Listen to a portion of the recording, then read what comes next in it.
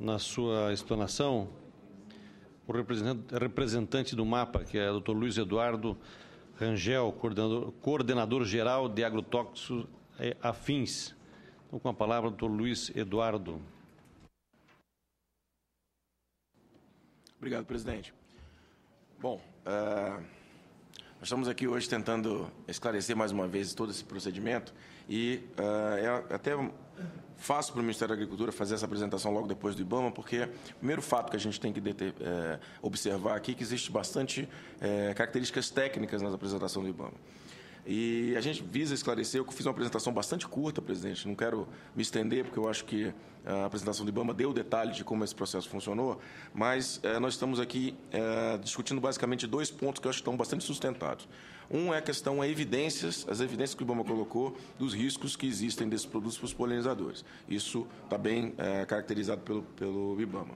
E, obviamente, os riscos econômicos que a restrição da aplicação aérea desses produtos vai trazer para as duas culturas, talvez sejam os alicerces da agricultura brasileira, principalmente soja, e, no caso do algodão, principalmente para o Centro-Oeste. Então, nós temos duas evidências bem contundentes, tanto do lado dos produtores quanto do lado do IBAMA. E o que o Ministério da Agricultura vem apresentar para os senhores aqui? É mais ou menos a forma de negociação que o Ministério tentou fazer desde julho até hoje, de como lidar com essa situação de maneira equilibrada, ou seja, preservando a legitimidade que o IBAMA tem de fazer o seu trabalho, né, de tentar proteger o meio ambiente e os polinizadores, que são um aspecto realmente fundamental no processo até da própria agricultura, e também garantir os contratos, os processos todos que os agricultores têm que defender, porque, afinal de contas, os contratos desses produtos já foram adquiridos para a safra, principalmente 12 e 13. Então, a ideia dessa minha apresentação é dar alguns posicionamentos com relação a isso. A ideia principal é mostrar para os senhores que, no levantamento que o Ministério da Agricultura fez, e nós vimos acompanhando esse processo desde a publicação do ato do IBAMA em julho, quer dizer, nós fizemos isso a várias mãos, nós fizemos o trabalho de tentar consolidar as informações, inclusive dos produtores, com a ProSoja, Fundecitrus, a Abrapa, a Única dos produtores de cana, né, numa maneira bastante integrada, produzindo uma primeira nota técnica que permitiu a primeira flexibilização dessa medida em outubro desse ano. A primeira ideia que nos trouxe é tentar relacionar a medida ao impacto que isso tinha na questão da pulverização aérea. E essa tabela que nós levantamos com a ajuda do SINDAG Aviação Agrícola mostra que as culturas, principalmente de soja e algodão, são aquelas que mais demandam a questão da aviação agrícola. Ou seja, são aquelas que utilizam essa ferramenta tecnológica para poder, manter a sua fitossanidade. Então, isso é determinante para o processo. Obviamente, é por isso que nós estamos fazendo todo esse trabalho e estamos debatendo a questão da soja e do algodão. Outra questão que eu acho que fica muito evidente, e é muito importante que isso seja debatido em fóruns como esse, não é a questão dos substitutos. Nós nos baseamos, obviamente, em dados que nós possuímos, em dados técnicos que nós possuímos. E o processo de registro, como disse o Dr. Márcio, é um processo complexo. Então, tem agricultura de um lado, meio ambiente do outro, saúde do outro lado, e isso é propositalmente dessa forma para poder garantir os olhares independentes no processo, né? E, obviamente, permitir o amplo debate, como a gente está fazendo nesse processo de reavaliação. Os dados que nós possuímos hoje, na base de dados mais confiável do governo com relação a produtos fitossanitários, diz que nós possuímos alternativas eficientes. Só que as informações que estão sendo colocadas nessa mesa e foram colocadas terça-feira na Câmara dos Deputados obrigam o Ministério da Agricultura a fazer uma reavaliação severa do ponto de vista agronômico dessas substâncias, podendo chegar ao final da reavaliação ambiental, que é essa que está sendo conduzida pelo IBAMA, também com restrições agronômicas aos chamados substitutos.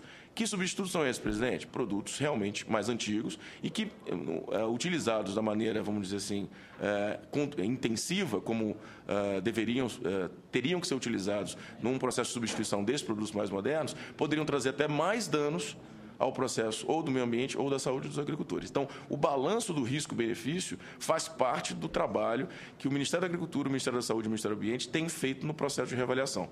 Eu costumo usar uma paródia nessa história toda, porque o processo de reavaliação até hoje no governo foi caótico.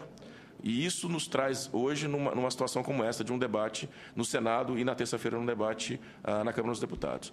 O que o IBAMA tem mostrado aqui é, de fato, uma certa seriedade no processo, mostrando dados técnicos que levam a esse tipo de decisão. É óbvio que a decisão da restrição total e restrita da aplicação aérea levou à preocupação dos agricultores e nós vamos flexibilizá-la. Eu vou mostrar mais para frente exatamente como as ferramentas que nós temos discutido para poder garantir a viabilidade da safra 12 e 13 e da safra fases subsequentes. Mas eu queria lembrar aos senhores o seguinte: é importante e é imperioso que nós pensemos no processo regulatório brasileiro de agrotóxicos de maneira perene. O processo é caótico. É caótico não por causa dos técnicos que estão envolvidos no processo, é pela forma de governança que se estabelece nisso.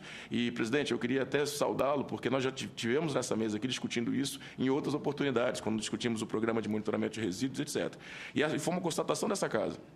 Então, o que nós precisamos, obviamente, é manter a seriedade no processo de avaliação que está sendo conduzido, perceber, né, e aceitar, de fato, que existem argumentos técnicos envolvidos nisso, sabemos das nossas responsabilidades, principalmente do Ministério da Agricultura, vamos manter viável a safra de soja e algodão nos próximos períodos, não existe a possibilidade de isso não acontecer, nós vamos manter viável, mas nós precisamos olhar para frente, de fato, com uma visão de longo prazo. Né? O Ministério da Agricultura, o Ministério da Saúde e o Ministério do Meio Ambiente vão se portar, se depender dos técnicos que hoje estão envolvidos nesse processo, como um Estado, como um governo único, e não como agências que mantêm conflitos com relação a esse processo. Então, esse procedimento que aconteceu na reavaliação visa exatamente isso. Tá? Então, eu queria ressaltar esse ponto. Existe, sim, legitimidade do Ministério do Meio Ambiente para poder fazê-lo. Tá? As tomadas de medidas mitigatórias são obrigação da legislação desses órgãos. A avaliação dos impactos econômicos de medidas de curto prazo e medidas de longo prazo faz parte do Ministério da Agricultura, das missões do Ministério da Agricultura, e nós nunca nos furtamos a fazê-las. Inclusive, organizando os posicionamentos, inclusive, dos agricultores, para poder colocar isso. E o doutor Márcio colocou na ordem cronológica dos acontecimentos desses fatos. Tá? Realmente cometemos equívocos. Né? No processo, por exemplo, do calendário da soja, houve equívocos e nós vamos reformá-los para poder garantir a fitossanidade das culturas da soja, como eu vou mostrar mais adiante. Tá? E a medida do gerenciamento dessas medidas mitigatórias precisa ser feito não só para a safra 12 e 13, como para as safras subsequentes. Porque, como disse o doutor Márcio, a gente não tem noção ainda de como vai ser o processo de conclusão da reavaliação. Eu queria também lembrar aqui ao plenário, também ao presidente, o seguinte: sempre o governo, os senadores, o Congresso pediu para que nós nos alinhássemos, fôssemos referências internacionais. Estamos sendo referências internacionais. O Brasil não está a reboque dos outros países do mundo. Pelo contrário, ele é parte do processo decisório do resto do mundo. E o Ministério da Agricultura se comprometeu com o IBAMA e com os produtores de, no primeiro semestre de 2013, conduzir vários seminários. Nós não vamos fazer um seminário. Pretendemos fazer, inclusive, seminários internacionais, trazendo autoridades internacionais para debater o assunto sobre a ótica da agricultura tropical. Isso é fundamental para o processo. Então, só para concluir, eu queria dizer que existem, sim, substitutos. Na visão do Ministério da Agricultura e dos dados que nós temos, eles substitutos existem, são mais baratos, inclusive, do que os substitutos que já estão. Reconheço que os produtos que estão sob reavaliação são muito mais eficientes e tecnológicos do que aqueles substitutos, reconheço isso, não é? Mas não tínhamos a percepção que foi colocada tão contundentemente que eles são ineficientes. E isso gerará um processo de reavaliação severo do Ministério da Agricultura. Só uma pergunta. Você está dizendo que aqueles organofosforados ali, eles são menos vão causar menos mal? Não, não sou eu que estou dizendo isso. Não, porque esse é a alternativa? Sim. O sulfato está para ser retirado. Os organofosforados, senador, é o seguinte. Do ponto de vista... Fosforado, até onde eu sei, esse sim, levam a conjuntivite, dermatite, um monte de esse sim. Esses são altamente... São essas alternativas, eu digo que a alternativa é muito pior. Do ponto de vista toxicológico, o senhor tem razão, como médico, o senhor sabe bem disso. Mas do ponto de vista ambiental, como eles têm um período residual muito menor, a reinfestação de meios naturais acaba acontecendo de uma maneira maior. Organoclorado, organofosforado, o tempo que leva para degradar é muito maior. Até porque a vida média desses produtos é muito maior. E outra coisa, aí pode ser que tenha afetado a abelha, isso faz mal para o humano, para a pessoa humana. Isso me lembra, senador, um paradoxo regulatório que nós vivemos no passado recente. Com a reavaliação do endosulfan e do metamidofósforo, que o senhor acompanhou de perto, nós tivemos uma retirada, por motivos toxicológicos, desses dois produtos no mercado. E em 2008, nos questionaram o Ministério da Agricultura qual era o substituto do endosulfan e do metamidofósforo. Um organofosforado e um clorociclo de heno, que era da antiga família dos organoclorados. E eu disse claramente naquela época, são os neonicotinoides. né? E hoje, em 2012, nós estamos sendo questionados de novo. Quais são os substitutos neonicotinoides? Eu digo, o endosulfan e o metamidofose. Então, isso é só uma paródia para poder lembrar os senhores que esse processo, né, é um processo realmente complexo de estabelecer riscos e benefícios no processo regulatório. Então, é necessário, de fato, que o governo se porte como governo, como um único governo. E, infelizmente, né, nós estamos vivendo hoje um processo muito mais técnico de reavaliação, como está sendo mostrado pelo IBAMA. Mas não foi assim até o passado recente. E, por isso, nós estamos vivendo essa crise de substitutos que nós temos visto. Lembrando, é óbvio, que nós temos riscos até mais eminentes dos organofosforados, e isso vai ser levado em consideração na hora de concluir a reavaliação desses produtos, porque, como disse o IBAMA, a comissão de reavaliação é composta pelos 3 ministérios. Então, se nós entendermos, como Estado brasileiro, que o risco será maior à saúde do que o risco que nós eventualmente teremos às abelhas, manteremos os produtos sem problema nenhum. Tá?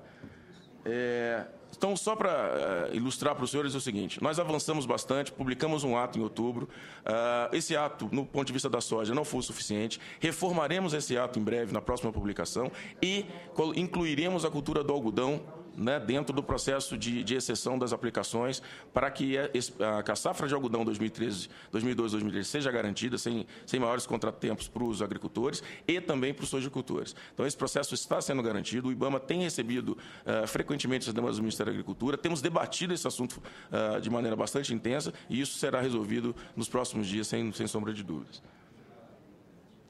Então, é isso. Obrigado, presidente.